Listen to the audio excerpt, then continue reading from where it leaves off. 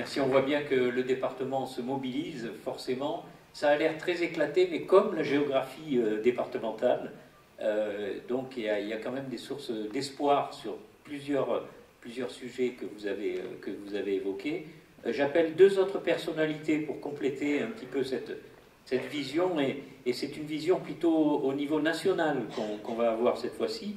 Au niveau national, les lignes bougent, et pour en parler, l'ARS 04, bien sûr, avec son directeur Bertrand Bijou-Duval, mais également, et Rémi Charpy en a parlé tout à l'heure, la Caisse primaire d'assurance maladie, et c'est Audrey Gilbert qui dirige la Caisse primaire d'assurance maladie qui va prendre la parole également. Bonjour à tous. Donc nous, on va élargir avec Bertrand un petit peu la focale, voilà, pour vous parler effectivement des initiatives qui se font au niveau national et qui du coup existent aussi forcément dans le département. Voilà, donc je vais vous en parler rapidement puisque Madame Colombero et Monsieur Charpy en ont déjà parlé. On a des nouveaux métiers qui se créent, qui permettent de libérer du temps médical. Donc en particulier les infirmiers en pratique avancée, donc qui viennent en soutien des médecins sur le suivi de pathologies chroniques telles que le diabète, telles que Parkinson, il y en a d'autres. Et puis on a également le développement des assistants médicaux. Donc voilà, je ne reviens pas là-dessus puisque vous en avez parlé tout à l'heure. On va le faire à deux. Merci Audrey. Et dans 5 minutes, la parole est à vous, promis. Autre élément que vous avez déjà en tête sur le déploiement des maisons de santé, donc ça s'inscrit dans une dynamique qui est nationale, donc avec un plan 4000 MSP. Alors pour l'anecdote, ce plan a été annoncé par la ministre Firmin Lebaudot quand elle était en déplacement pour l'inauguration de la nouvelle MSP de Sisteron. Donc il y a un petit lien avec le 04 qui permettait de mettre en valeur le déploiement très particulier dans le département. Pas pour en dire beaucoup plus, parce que tout a été dit sur le nombre de maisons de santé qui a été ouverte, mais pourquoi on déploie les maisons de santé? C'est que dans une maison de santé, on a une qualité de travail pour les médecins et l'ensemble des professionnels qui est bien meilleure. On se rend compte que les médecins augmentent leur file active également sans travailler nécessairement plus, et que surtout, on a des parcours patients qui sont grandement améliorés et la capacité à mener des actions de prévention de santé et de santé publique. Alors après, on a des dispositifs qui sont un peu moins connus, mais qui existent aussi, c'est ce qu'on appelle les protocoles de coopération.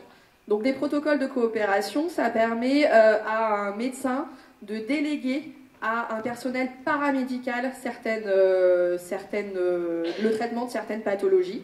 Donc pour des paramédicaux, donc ça peut se faire au sein de structures d'exercice coordonnées. Donc maison de santé, centre de santé, voilà, ce genre de structure. Donc par exemple, on peut avoir des protocoles qui existent entre un médecin et un pharmacien pour le traitement de la varicelle chez l'enfant ou de la conjonctivite allergique. Et on peut aussi avoir des protocoles entre médecins et masseurs-kinésithérapeutes sur les entorses et les lombalgies. En matière de prévention, de nouveau sur la vaccination, vous savez que depuis 2 ans sont menés dans les collèges en partenariat avec la PMI, le service du département et de l'éducation nationale, bien sûr, donc une campagne de vaccination contre le papillomavirus qui est responsable, vous le savez, d'un grand nombre de cancers, et un taux de vaccination estimé à 80% permettrait d'éradiquer purement et simplement cette maladie. Je rappelle, c'est 3000 femmes qui souffrent d'affections du col tous les ans, de cancer du col, et 1 millier de décès. Donc c'est quand même pas rien, et cette vaccination permettrait d'éradiquer cette pathologie, comme c'est le cas dans d'autres pays. Dans le département, on a été un très bon élève l'an passé, puisqu'on avait le meilleur taux de la région, mais néanmoins, à 20%, on ne peut pas s'en satisfaire, puisqu'effectivement, on est encore loin de la cible. Pour rester sur le champ de la prévention, moi je vais vous parler du dépistage des cancers, donc colorectal, cancer du sein et cancer du col de l'utérus. Donc pour les personnes concernées, vous recevez des invitations qui sont envoyées par courrier par l'assurance maladie. Et il faut savoir que depuis cette année 2024, l'assurance maladie a lancé des campagnes d'appel auprès des personnes qui ne se sont toujours pas fait dépister après un certain temps. Donc effectivement, ces campagnes d'appel, c'est des campagnes de sensibilisation menées sur la technique qu'on appelle des entretiens motivationnels et qui ont pour objectif de sensibiliser et d'inciter en fait à aller réaliser ces dépistages. On voit donc au niveau national, il y a déjà eu 645 000 personnes qui ont bénéficié d'un appel téléphonique. Et si je prends simplement l'exemple, par exemple, des kits de dépistage du cancer colorectal. Les personnes qui ont été appelées ont, pour 11% d'entre elles, été retirées un kit. Et par contre, les personnes qui n'ont pas été appelées ne sont que 3% à aller retirer un kit. Donc on voit quand même que ça commence à planter ses fruits.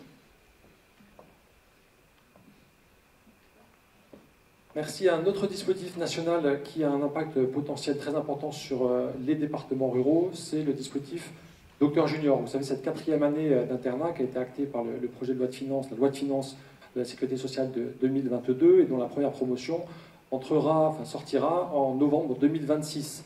Sur la région, c'est 275 nouveaux médecins, des médecins qui seront diplômés et qui devront pendant un an travailler sous supervision d'un senior, donc d'un maître de stage universitaire, et en priorité dans les territoires ruraux. Donc c'est une opportunité majeure pour les territoires comme le nôtre de savoir les accueillir. Donc c'est à ce titre que l'ARS, avec le Campus Connecté, organise dès le mois de janvier 2025, s'il y a des médecins dans la salle, je vous laisse propager le mot, pour devenir maître de stage universitaire. Vous n'avez pas besoin d'aller à Marseille. La faculté vient à Digne pour vous former et être capable d'accueillir ces nouveaux médecins en novembre 2026.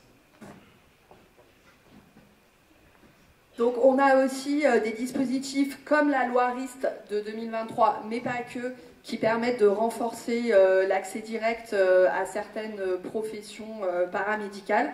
Donc par exemple les IPA, les masseurs kinésithérapeutes ou les orthophonistes qui travaillent en exercice coordonné, même si dans certains cas, comme pour les IPA, on attend des décrets d'application. Mais donc, par exemple, on a aussi les masseurs kinésithérapeutes qui désormais peuvent renouveler des ordonnances qui datent de moins d'1 an. Voilà. Et puis, on a aussi au niveau des pharmacies, donc les pharmaciens ont désormais effectivement la possibilité de prescrire et d'administrer les vaccins aux enfants de plus de 11 ans et aux adultes pour tout ce qui est toutes les vaccinations qui figurent sur le calendrier de vaccination, donc par exemple rubéole au rayon, DTP, etc. Et puis on a aussi les pharmaciens qui peuvent depuis récemment réaliser des tests de dépistage des angines et des cystites et délivrer les antibiotiques eux-mêmes sans prescription médicale préalable si le test est positif. Merci. Un des avant-derniers éléments qui fait écho à des choses qui ont été évoquées lors des réunions du CNR Santé, dans l'idée de libérer du temps médical. Les médecins le savent, la question des certificats de décès, sujet grave, mais qui est effectivement très complexe à traiter au quotidien.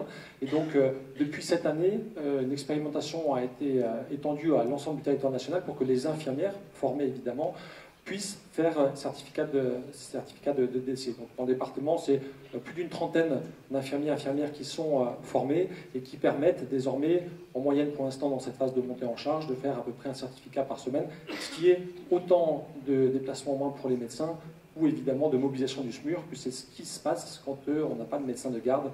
On arrive à mobiliser le SMUR pour les certificats de décès, ce qui n'est plus le cas grâce à ce dispositif.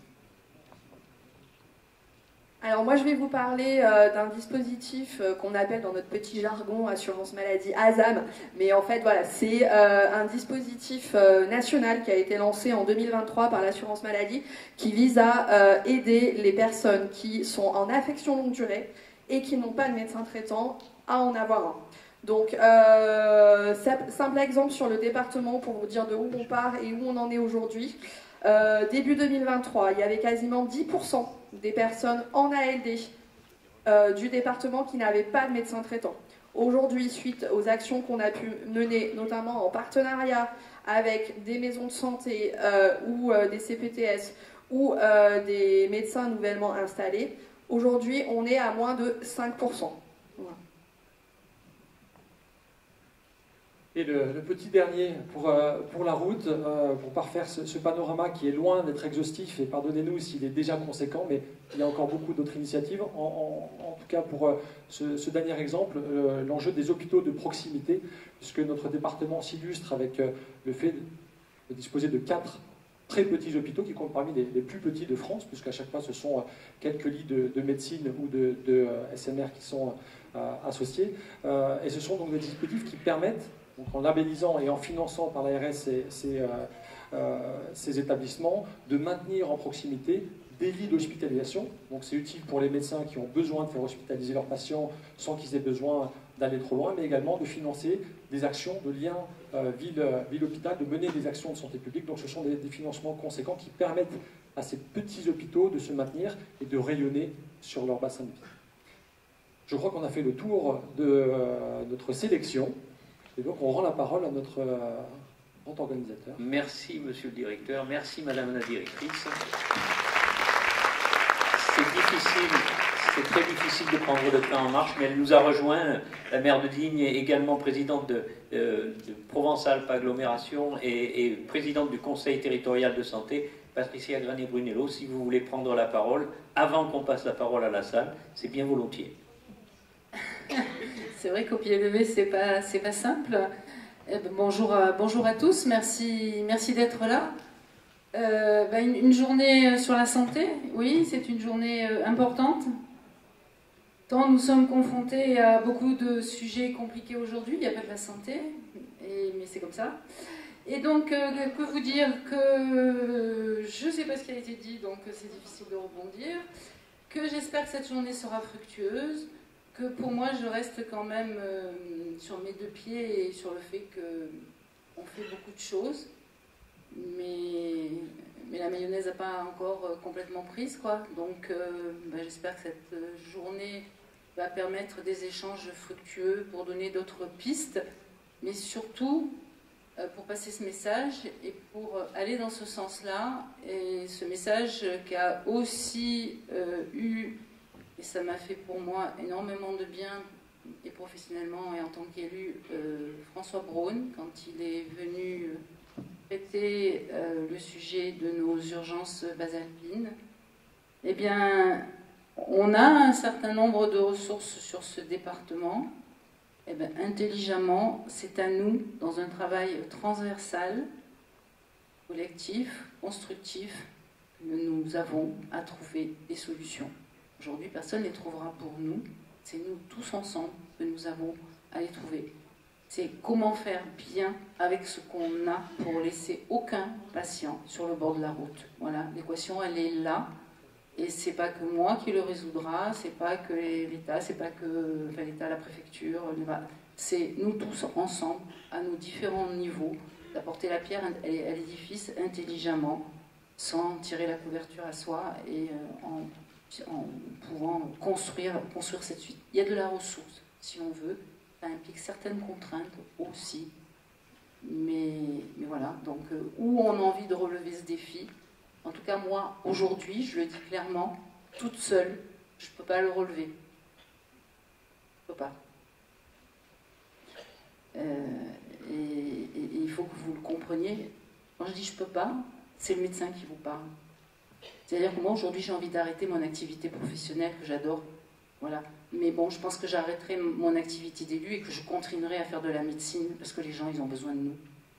Quel que soit. C'est plus le médecin physique qu'il faut que vous vous représentiez, c'est ce temps médical ou ce temps soignant qu'il va falloir arriver à déployer sur le territoire pour répondre aux besoins de la population. Voilà mon message introductif, je vous remercie. Message introductif en titre de cri du cœur aussi, en quelque sorte, qu'on a bien entendu. C'est dommage, vous n'avez pas entendu l'intervention de Rémi Charpy qui concerne effectivement le transfert de toutes les charges administratives de la médecine. On travaille ensemble, donc c'est pour ça que... Bien sûr. On va passer maintenant le temps de parole à la salle. Bien sûr, il y a tous les intervenants qui sont ici, qui sont à votre disposition pour une quinzaine de minutes à peu près. Donc, il y a un micro qui va vous être proposé. N'hésitez pas non plus à vous présenter, éventuellement, surtout si vous représentez un collectif ou une structure particulière. Il y a effectivement eu des demandes de prise de parole préalables. Je salue le représentant du personnel de l'hôpital qui souhaitait également s'exprimer, mais évidemment, le parole est accessible à tous. Oui, bonjour à tous aussi. Anne Rose, je suis infirmière à l'hôpital de Digne, mais aussi militante au syndicat CGT de l'hôpital de Digne. C'est en son nom que je vais m'adresser à vous, donc, et lire ce que nous avons écrit. Ce 18 décembre 2024, l'ARS organise la première conférence territoriale de santé du département pour parler de santé et d'accès aux soins. Bien que n'ayant pas été invité, le syndicat CGT des salariés de l'hôpital de Digne-les-Bains a souhaité apporter sa contribution à cette journée et du coup s'est incrusté. D'ailleurs, l'ARS sait combien nous sommes attachés à cette question de l'accès aux soins sur notre territoire, comme en témoignent les nombreux courriers et les nombreuses interpellations que nous leur adressons régulièrement sur ce sujet. Car les personnels de notre établissement, comme tous les personnels travaillant dans le secteur de la santé, sont les premiers témoins, tiens tu me tiens, je tremble, sont les premiers témoins, des difficultés que rencontrent les citoyens pour accéder à un service de soins de qualité correspondant à leurs besoins. Ce sont ces mêmes personnels qui doivent accueillir la détresse, la colère ou le désespoir d'une personne en souffrance qui ne peut pas recevoir les soins quand son état l'impose. Travailleurs de l'hôpital de Digne, nous sommes également témoins de la dégradation continue de cet outil de soins auquel la population est fortement attachée, pour y vivre des moments aussi particuliers qu'une naissance, une maladie ou encore un décès. Nous avons donc décidé de solliciter l'avis des usagers et des salariés en leur soumettant nous aussi un questionnaire. Que ce soit à l'entrée de l'hôpital autour d'un café ou dans les services, nous avons pu échanger librement sur nos diverses expériences dans le domaine de l'accès aux soins. Au-delà de l'analyse des questionnaires, nous faisons le constat d'une réelle inquiétude sur l'état du désert médical du département. Parmi les exemples ramenés, on note la difficulté à trouver un médecin traitant. 8000 personnes sans médecin sur le département, dont près de 2000 personnes en affection longue durée. Parmi les exemples ramenés, on note les difficultés à trouver un spécialiste dans le département. Sur 300 personnes interrogées, 89% doivent sortir du département. Les départs à la retraite de médecins qui ne sont pas remplacés, la fermeture de services hospitaliers comme les urgences, le délai d'attente et le refus de prise en charge. Mais surtout, 95% des personnes interrogées se plaignent de ne pas avoir accès facilement et rapidement à des soins adaptés en cas d'urgence. 78% pensent qu'un habitant du 04 a moins de chances de survie que dans d'autres départements et 28% ont renoncé aux soins. Face à ce constat alarmant, des solutions concrètes sont apportées par la population et nous pouvons en citer. Financer des études de médecine par les collectivités en échange d'une installation sur le territoire. Interdiction de l'intérim sur les postes vacants. Obligation d'installer des spécialistes. Développement des transports gratuits pour les soins. Déploiement des médecins sur l'ensemble du territoire. Formation et recrutement de personnel médical et paramédical. La CGT rajouterait la suppression du numerus clausus et la simplification de reconnaissance des diplômés des PADU. PADU, vous n'en avez pas parlé, ce sont donc des praticiens attachés à diplôme hors Union européenne. L'hôpital de Digne en compte presque 20 et c'est pour eux le combat permanent pour enfin faire reconnaître leur diplôme. Le syndicat CGT de l'hôpital de Digne souhaite vivement que les autorités prennent en compte l'avis des usagers pour améliorer une situation devenue dangereuse. Il est cependant regrettable que les mêmes autorités n'aient pas entendu les alertes répétées des personnels avant de se retrouver dans cette situation. Malheureusement, depuis des années, et quels que soient les gouvernements, les choix qui ont été faits obéissent à des logiques de rationalisation, de coupes budgétaires, d'économie. Or, pour la CGT comme pour la grande majorité des soignants, la santé des gens n'a pas vocation à être rentable. Après la Seconde Guerre mondiale, et pendant de nombreuses années ensuite, le système de santé français était un des plus performants, des plus reconnus dans le monde. C'est essentiellement la création de la sécurité sociale qui a permis cela. et avec comme postulat que l'on cotisait selon nos moyens pour pouvoir être soigné selon ses besoins. Il s'agissait d'un choix sociétal. Aujourd'hui, parce que d'autres choix ont été faits, on ne peut que constater le parallèle entre la destruction de ce système et l'inégalité grandissante dans l'accès aux soins, que l'on soit pauvre ou riche, que l'on soit citadin ou rural.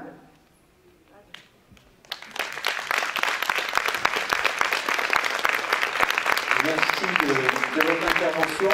S'il y a une autre intervention, si possible, un peu plus courte. Oui, je vais faire court. Donc bonjour, Jenny Boucher, donc je suis la secrétaire générale CGT des organismes sociaux, donc c'est la sécurité sociale pour faire plus court. Donc en tant que représentant donc, de la CGT, de la sécurité sociale, nous avons une responsabilité particulière dans la défense de la Sécu et du droit à la santé pour tous. Donc comme on l'a vu aujourd'hui, le constat est alarmant. Aujourd'hui, les inégalités dans l'accès aux soins ne cessent de se creuser dans notre département. La désertification médicale, les délais d'attente pour consulter un spécialiste ou encore les dépassements d'honoraires sont autant de barrières à l'accès aux soins pour une partie croissante de la population. Ces difficultés touchent particulièrement les plus vulnérables, mais elles concernent aussi une partie croissante des classes moyennes. Face à cette réalité, à la CGT, nous rappelons que la santé n'est pas une marchandise. C'est un droit fondamental qui doit être garanti par un système de protection sociale solidaire et universel. C'est pourquoi à la CGT, nous portons le 100% Sécu, une réponse ambitieuse et nécessaire. La CGT milite pour une véritable refonte du financement de notre système de santé et de protection sociale à travers donc l'instauration du 100% Sécu. Cette mesure vise dans les grandes lignes à garantir la prise en charge intégrale des soins par la Sécu en supprimant les restes à charge et en intégrant ce qui est actuellement couvert par les complémentaires santé, et en finir avec une logique de santé à deux vitesses, où l'accès aux soins dépend de ses moyens financiers ou de son lieu de résidence. Pour financer ce modèle ambitieux, il faut une réforme courageuse qui mette à contribution les revenus financiers des entreprises, aujourd'hui largement sous-taxés, et qui lutte efficacement contre la fraude patronale aux cotisations sociales. Nous exigeons également un PLFSS plus juste pour sauver notre sécurité sociale. Chaque année, le projet de loi de financement de la sécurité sociale entérine des mesures d'austérité qui fragilisent notre système solidaire. À titre d'exemple, les exonérations de cotisations sociales sur les salaires coûtent des dizaines de milliards d'euros à notre système de santé. Ces exonérations ne profitent ni aux travailleurs, ni aux usagers, mais elles servent à maintenir les marges des grandes entreprises. La CGT revendique un PLFSS plus juste, qui cesse de siphonner les ressources de la sécurité sociale au profit d'intérêts privés et qui réinvestissent massivement dans la revalorisation des salaires, notamment des personnels de santé, le renforcement des effectifs pour garantir un service public de qualité, une couverture sanitaire territoriale qui permette d'en finir avec les déserts médicaux et agir localement pour un accès aux soins pour tous et tous. La sécurité sociale est l'un des plus beaux conquis de notre histoire. Elle incarne une solidarité intergénérationnelle et interprofessionnelle sans équivalent. La CGT des organismes sociaux s'engage à la défendre contre les attaques répétées qu'elle subit. Ensemble, faisant en sorte que la santé redevienne un droit universel, accessible à toutes et tous, sans condition ni compromis. C'est par des mesures fortes et une volonté politique claire que nous pourrons relever ce défi collectif. Merci d'avoir pu vous exprimer. Est-ce qu'il y a une autre expression, si possible, à caractère individuel? Parce que là, la CGT a largement parlé et c'est une bonne chose.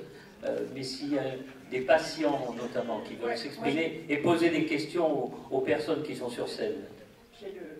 Bonjour à tous. Donc, quand vous parlez patients, je représente donc l'Association française des diabétiques des Alpes du Sud. On est donc une association de patients pour les patients et dirigée surtout par des patients. En définitive, ce que je voudrais compléter, et c'est vrai que très souvent sur ce genre de conférences ou séminaires, on est un petit peu oublié, les associations de patients sont essentielles dans le système de santé. On est donc présent pour le quotidien des patients. Au niveau de notre département, nous couvrons le 04-05. On a une ligne d'écoute de 8h à 20h, 7 jours sur 7. Pourquoi? Parce que la pathologie, donc, on la vit au quotidien. Je pense qu'il n'y a pas beaucoup de services, effectivement, donc, qui peut proposer ça, mais du coup, on ne s'en vante pas, on est simplement complémentaires. On a des patients qui sont formés, formés au niveau fédéral, donc au rôle de patient expert ou patient ressources. On a des patients également universitaires. Normalement, ici dans la salle, on a donc 3 sur 3 pathologies différentes, donc le diabète, l'oncologie et l'endométriose. Voilà, sachez que pensez donc aux associations de patients. On a des fonctions d'accompagnement, des fonctions également de prévention. On sait que, et les chiffres ont peut-être évolué, mais moi j'ai en tête donc que 1 euro économisé dans la prévention, c'est 66 euros économisés dans le soin. Et surtout, si les patients sont donc, si la population et dans la prévention, eh bien, ils auront moins besoin de soins et donc pourront plus facilement passer cette période compliquée que l'on traverse aujourd'hui, sur laquelle, étant très impliqué dans le système de santé, je sais que l'ARS, que tout le système de santé travaille de façon ardue donc pour que cette situation soit la plus courte possible, et on est également partenaire dans cette démarche-là. Voilà, c'était vraiment le message que je voulais faire passer. Pensez association de patients. On est là pour le quotidien. Ce matin, j'ai encore là, mettons, 2 appels à donner, puisque j'ai reçu 2 messages, sur des patients qui cherchent un endocrinologue. Donc, je vais voir avec eux si effectivement c'est une volonté de leur médecin traitant ou si c'est de leur propre volonté, à savoir qu'ils n'ont peut-être pas besoin d'endocrinologue. Donc, là-dessus, on les filtre. On fait une analyse, on a les compétences pour justement servir et donc faire de la coordination sur le territoire. On fait partie intégrante de la coordination. Voilà, merci de m'avoir écouté. Merci, monsieur. Et notre intervention devant, madame. Oui, bonjour, docteur Florence Zemont, moi je suis médecin généraliste et je représente l'Union régionale des médecins libéraux de la région PACA aujourd'hui. Je vous remercie pour cette invitation. Je voulais juste dire déjà que je partageais les préoccupations des personnes qui ont pris la parole avant en ce qui concerne l'accès aux soins et la qualité de vie au travail des soignants. Je suis assez admirative de ce qui est mis en place au niveau de votre département, parce que, comme vous l'avez dit, Madame la maire, chère consoeur, vous ne pouvez pas, en effet, c'est pas uniquement les politiques qui vont pouvoir améliorer l'accès aux soins, et ça doit être un travail multipartenarial et transversal. Hier, je répondais à un journaliste qui me demandait si les décisions qui ont été prises au niveau de la Convention des chirurgiens dentistes sur la coercition à l'installation pouvaient être transposables aux médecins. Et je lui ai répondu que pour nous, ce n'était pas la solution, parce qu'il fallait rendre le métier et les territoires attractifs. Et en fait, quand on réfléchit à l'attractivité de la médecine et de la médecine libérale, ben ça va passer par tout un tas de choses que vous avez présentées. Et je trouve ça très important de pouvoir se réunir ensemble et pouvoir à la fois avoir la notion de ce qui est possible au niveau national, au niveau réglementaire, ce qui concerne les évolutions de nos métiers, et à la fois de pouvoir les mettre en œuvre à l'échelle du territoire et de pouvoir accompagner les transformations des métiers. Ça va être les coopérations pluriprofessionnelles, ça va être comment recevoir des internes, comment travailler avec les nouvelles technologies. Donc moi, ce que je voulais dire, c'est qu'au niveau du RPS médecin, on est déjà partenaire de pas mal d'actions que vous menez sur le territoire, mais on est volontaire pour l'être encore plus, que ça soit au niveau du recensement des maîtres de stage actuels qui pourront éventuellement à l'avenir recevoir des internes pour la 4e année de médecine générale, que ça soit sur l'accompagnement des structures d'exercice coordonnées, les maisons de santé pluriprofessionnelles, parce qu'on a accompagné de nombreuses maisons de santé sur le territoire régional, que ça soit dans la mise en place des services d'accès aux soins. Voilà, tout un tas de choses que l'on peut continuer à construire ensemble, et je pense que voilà, les solutions sont là, et d'après ce que j'ai compris, ça commence à porter ses fruits, donc voilà, je pense qu'il faut poursuivre sur cette voie. Merci. Merci de votre intervention. Alors c'est le plus mauvais rôle que je dois endosser maintenant, c'est de couper la parole et puis de dire que de toute façon cet après-midi il y a aussi un temps de parole qui est prévu après une table ronde qui va concerner évidemment les patients, mais également les professionnels de santé, les médecins, l'attractivité du territoire. Il y a beaucoup de choses. Alors peut-être une dernière intervention, et puis oui, vous voyez, François, il y a 2 dernières interventions. Juste une, je prends la parole pour terminer sur une note positive. Je me présente, Sonia Blandin, désolée, j'ai la voix un peu perturbée. Je suis la fondatrice et la coordinatrice de la maison de santé Manos. Donc je voulais quand même vous dire que ces structures d'exercice coordonnés sont une vraie réussite, en tous les cas la nôtre. Toutes les semaines, nous recevons des demandes d'installation de médecins généralistes, de médecins spécialistes, de paramédicaux. Nous sommes arrivés au bout de notre structure, c'est-à-dire que nous avons 1800 m² qui sont remplis. Nous ne pouvons plus accueillir de nouveaux professionnels malgré les nombreuses demandes que nous avons.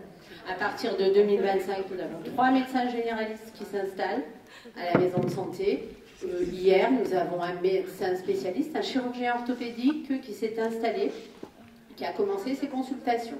Nous sommes obligés maintenant de faire un tri dans les professionnels de santé qui veulent s'installer. Si nous n'en avons pas, nous privilégions les professions qui ne sont pas chez nous et malheureusement, là, nous sommes obligés de refuser l'installation d'une orthophoniste au sein de la maison de santé alors que nous avons 160 patients sur liste d'attente encore. Mais les structures d'exercice coordonnées, en tous les cas, la note est un véritable succès. Donc on va terminer sur cette note positive car nous avons quand même beaucoup d'installations au sein de la maison de santé de Manos. Merci. Alors, excusez-moi, Monsieur Bertotti, mais je pense qu'il faut que je voudrais répondre. C'est très bien et c'est magnifique. Ça marchera et ça continuera à marcher à partir du moment où vous vous coordonnez avec toutes les autres maisons de santé du territoire, avec les CPTS, etc. C'est comme ça que ça marchera et que ça tiendra. C'est comme ça que les gens qui viennent s'inscrire et que vous ne pouvez pas héberger vont pouvoir être accompagnés pour s'inscrire, pour s'installer dans d'autres structures. Il y a vraiment un travail partenarial et transversal, vous l'avez dit, madame, ma chère collègue de l'URPS, le travail, on ne peut plus rester en silo. Si on veut s'en sortir aujourd'hui, il y a des beaux projets, on ne peut plus rester en silo. Il y a vraiment un travail transversal. Les élus, on peut accompagner, et l'ARS peut accompagner. Ces ressources que vous avez, il faut les exploiter et les répartir sur le territoire. Et en même temps, il faut travailler en exercice coordonné au-delà des maisons de santé, entre les maisons de santé. Il faut penser le patient. Les jeunes médecins aujourd'hui, vous ne savez plus, c'est un peu provocateur, je fais exprès, c'est mon rôle aujourd'hui. Les jeunes médecins aujourd'hui, vous ne savez plus ce que c'est que la prise en charge globale. On en parlait hier avec mes confrères, moi je suis vieille maintenant. Nous, on a appris la prise en charge globale, on avait cette possibilité, tu prends le téléphone, tu appelles le collègue, et le patient, on ne l'a jamais laissé sur le bas-côté. Aujourd'hui, c'est pas que vous, c'est que les patients, ils sont laissés sur le côté. D'où là, le potentiel, il faut l'exploiter tous ensemble. Oui, juste pour continuer là, si vous avez des médecins en trop, des praticiens en trop, le centre de santé mutualiste de Manos a la place pour les accueillir. Donc merci de nous les renvoyer. Le centre de santé départemental aussi recrute. On voit bien qu'il y a des ressources sur le territoire, c'est une bonne chose. Et il y a une variété d'offres aussi. Oui, Patrice Bertotti, je représente l'UNAFAM, notre association aide les familles de patients psychiques. Alors, j'ai pris beaucoup d'intérêt à l'intervention de tous les intervenants, mais en particulier à l'intervention de Madame Duménil, qui m'apprend une chose qui me surprend, mais bon, qui peut être exacte, selon lequel il y aurait une progression du nombre de psychiatres dans le département. Alors, je suis un peu surpris, je dois le dire, parce que je suis représentant des usagers à l'hôpital, et je suis un ancien hospitalier, j'ai 40 ans de vie hospitalière derrière moi. Donc je suppose qu'il s'agit probablement d'une progression du nombre de psychiatres libéraux, donc c'est peut-être une bonne chose. Et je voudrais rappeler que pour l'hôpital, puisque j'y siège et je suis les informations qu'on nous donne, et sauf erreur de ma part, il y a environ 30% des postes de psychiatres à l'hôpital, donc ceux qui assurent les urgences, pour l'essentiel, qui ne sont pas pourvus, et il y a également des postes de pédopsychiatres qui ne sont pas pourvus. Donc voilà, j'étais un peu surpris, mais je suppose que votre information est correcte, donc je l'interprète comme ça. Donc c'est très bien qu'il y ait plus de psychiatres libéraux, oui, c'est ça. Mais il y a quand même des gros problèmes structurels, quoi. Bon, qui ne sont pas que spécifiques au 04, je dois dire. Oui. Alors il y a aussi des facteurs d'espoir, bon, je vais essayer de rester positif, notamment le développement qui est un peu lent, mais qui se fait progressivement, de création de postes d'infirmiers de pratique avancée en psychiatrie, et c'est quand même utile pour les familles. Donc je voulais quand même avoir aussi une note positive, mais je voulais un peu rectifier, parce que quelqu'un qui entend dit finalement il y a plus de psychiatres dans le département. La réalité ressentie par les usagers et les familles, c'est pas tout à fait ça. Voilà. C'est tout, je n'en dirai pas plus. La réponse d'Hélène Duménil. Oui, et en fait, j'ai senti effectivement quand j'ai parlé des psychiatres la réaction dans la salle. Alors effectivement, les chiffres que je présentais, c'était uniquement sur les professionnels libéraux.